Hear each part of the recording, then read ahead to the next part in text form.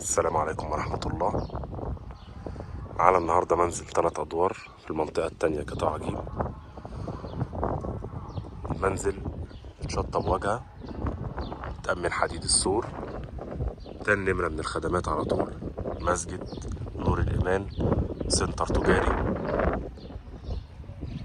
ده كله حق انتفاع أمام المنزل، ممكن نستغله حديقة. ما شاء الله، منزل غير مجروح نهائي. رصيف المنزل كبير، نقدر نستغله برضه. دي كده الجنينة الأمامية ما شاء الله. طبعا المنزل 150 متر، 75 متر مباني و75 متر حديقة أمامية وخلفية. مدخل البيت مرتفع ما شاء الله، مش محتاج نعلي أو نكسر أو نعمل أي تعديل. كل المساحة دي ممكن نضيفها للريسبشن أو للمطبخ. ده كده الدور الأرضي. مدخل الشقة ما شاء الله، خرسانات البيت ممتازة، سقف فلات سلاب. نقدر نقسم ريسبشن ومطبخ وحمام، نقدر نعمل شقة منفصلة غرفتين ومطبخ وحمام. أي تعديل إنشائي نقدر نعمله، مفيش أي مشاكل. خرسانات البيت كلها واضحة قدامنا، حاجة جميلة جدا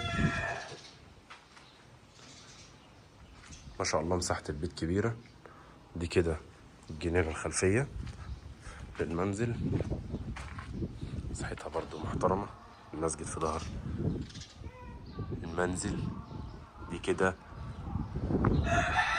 المفروض ان هي مخالفة، لكن بتكون بعد عدادات الكهرباء والمية نقدر نصب المخالفة، غير كده ما ناخدش العدادات. طبعا ده منظر البيت، الفيو بتاعه الامامي ما شاء الله.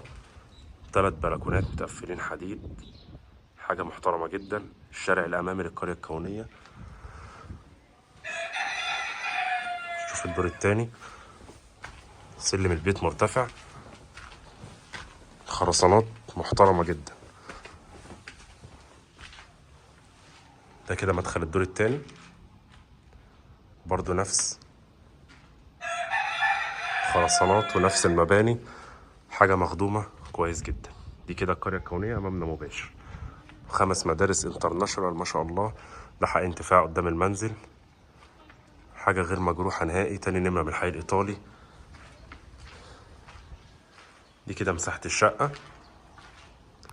ودي الزيادة اللي ممكن نضمها، تعمل معانا توسعة في الحمام والمطبخ، تخلي الشقة معانا بدل 75 متر مباني تصفي معانا 85 متر و90 متر كمان مباني. ده كده الدور التاني العلوي أو الدور التالت. برضو مدخل الشقة نفس الشغل المعمول، سقف فلات سلاب، تسليح البيت كله باين 16 ما شاء الله، حاجة مخدومة جدا. خرسانات ما فيهاش غلطة، تسليح البيت 16، مباني كلها جديدة، واجهة البيت متشطبة. ده سلم الروف طالع مبني وخلصان، ممكن التصالح عليه، ممكن تعديله. تسليح البيت لحد الروف بتاعنا كله 16 ما شاء الله. الخدمات بتاعتنا واضحة معانا في المنزل اهي. ده سنتر تجاري شغال. مسجد نور الإيمان، طبعا مسجد معروف جدا.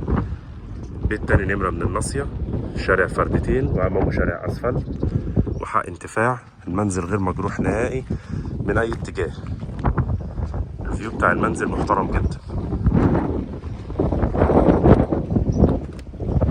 ما شاء الله.